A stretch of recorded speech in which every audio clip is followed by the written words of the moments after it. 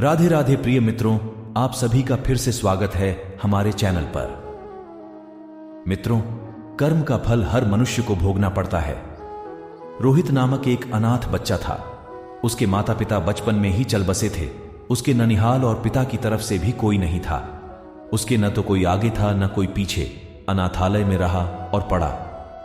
वह पढ़ने में मेधावी था। उसे आर्मी में नौकरी लग गई और वह एक अधिकारी बन गया। अब सेना के साथ ही रहता, कभी भी घर वापस नहीं आता, क्योंकि उसका कोई था नहीं। उसने शादी भी नहीं की थी। उसे जितनी सैलरी मिलती थी वह सब बचा लेता था। आर्मी के कैंटीन में खाता था, वहीं पर रहता था, तो उसका खर्चा भी लगभग ना के बराबर था। तो हम कह सकते हैं कि उसने आज तक जितनी सैलरी पाई सब बचा ही लिया था।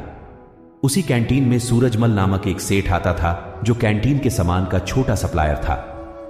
बहुत दिन हो गए दोनों को एक दूसरे को जानते पहचानते। एक दिन सूरजमल ने कहा, रोहित, आपके पैसे बैंक में रखे हैं, मुझे व्यापार में लगाने को दे दो, मैं तुम्हें अच्छा मुनाफा दूंगा।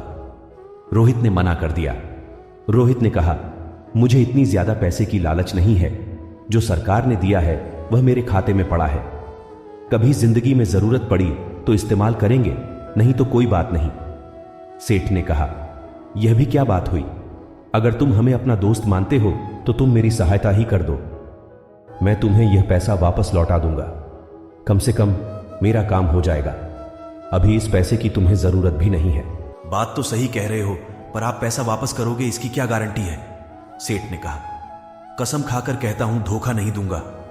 रोहित ने कहा, सेठ जी, लोग तो पैसे के लिए क्या क्या कर देते हैं, पर कोई नहीं, चलिए मैं आपकी बात को मान लेता हूं। कम से कम आपका तो भला हो जाए। सेठ ने मुस्कुराते हुए धन्यवाद कहा और रोहित को गले लगा लिया। पैसा लेने के बाद सेठ जब भी आता रोहित को बहुत बहुत धन्यवाद देता।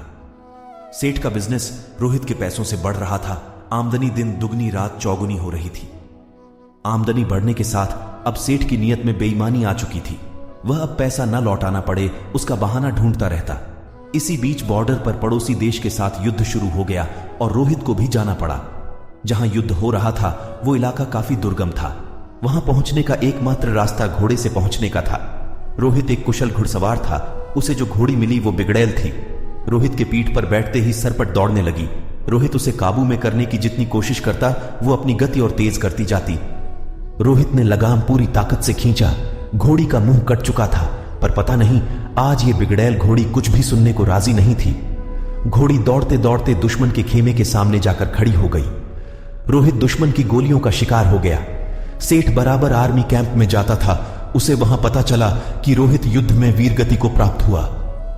सेठ ने वहां काफी दुख दिखाया और कैंप से बाहर आते ही खुशी से झूम उठा। अब पैसा वापस नहीं करना होगा। सेठ का व्यापार दिन दोगुनी रात चौगुनी तरक्की कर रहा था। कुछ दिनों के बाद सेठ की पत्नी मां बनी और सेठ एक सुंदर बच्चे का पिता बना। सेठ के जीवन का यह सबसे बेहतरीन समय चल रहा था।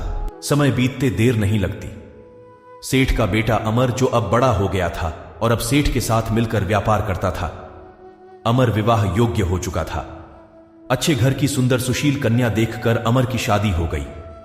अब सेठ कहता, कुछ दिन की और बात है, अब बेटा व्यापार संभालेगा। मेरी जिंदगी सफल हो गई और क्या चाहिए मुझे। अमर की शादी हुए मुश्किल से 2 महीने हुए थे। अमर सड़क पार कर रहा था। उसे चक्कर आया और गिर गया। लोग उसे उठाकर हॉस्पिटल पहुंचाए। उसके ब्रेन का एमआरआई और अन्य टेस्ट हुए तो पता चला कि अमर को ब्रेन कैंसर है। सेठ ने डॉक्टरों से कहा, पैसे की चिंता मत करें, आप इलाज करें। डॉक्टर और हॉस्पिटल बदलते गए, पर अमर की हालत दिन ब दिन बिगड़ती गई। सेठ अब व्यापार पे ध्यान नहीं दे पा रहा था। उसके कस्टमर छूटते जा रहे थे। हॉस्पिटल का बिल बढ़ता जा रहा था। अब सेठ पर कर्ज काफी हो चुका था। सेठ परेशान था। अब अमर को डॉक्टर ने जवाब दे दिया, तुमने उसकी शिक्षा, शादी, हॉस्पिटल सब पर खूब खर्च किया। जब वो गया तुम्हें भिखारी बनाकर गया। सेठ ने सुबकते हुए कहा, मान लिया मेरी गलती थी। इस बेटी की क्या गलती, इससे तो सिर्फ 2 महीने पहले शादी हुई थी। साधु ने कहा, यह इसका कर्म फल था। यह पिछले जन्म में वो घोड़ी थी जिसके चलते रोहित की जिंदगी खत्म हुई। आज रोहित ने बदला ले लिया और इसकी जिंदगी नर्क बनाकर चला गया। जीवन में कुछ भी बिना कारण नहीं हो रहा है। हो सकता है बीज आपने बहुत पहले लगाया हो और आप भूल गए हो। वही बीज पेड़ बन जाता है तब हमें पता चलता है। इसीलिए आप कैसा बीज लगाते हो हमेशा याद रखो। प्रकृति हिसाब करती है, आप याद रखो न रखो, प्रकृति हमेशा याद रखती है। सेठ निरुत्तर, हताश, घर की सीढ़ी पर बैठा अपने कर्म को कोस रहा था। हमेशा अपने कर्म पर ध्यान दे। ऊपर वाले की लाठी में आवाज नहीं होती पर असर पूरा करती है। तो दोस्तों, देखा आपने कैसे अपने अपने कर्म का फल मिलता है, चाहे वो अच्छा हो या बुरा। इसीलिए हमें सोच समझकर हमें अपने कर्म करना चाहिए। वीडियो अच्छी लगी हो तो लाइक और शेयर जरूर कीजिए, जिससे और लोगों को सीख मिल सके। और इसी तरह के वीडियो के लिए हमारे चैनल को सब्सक्राइब करें। धन्यवाद।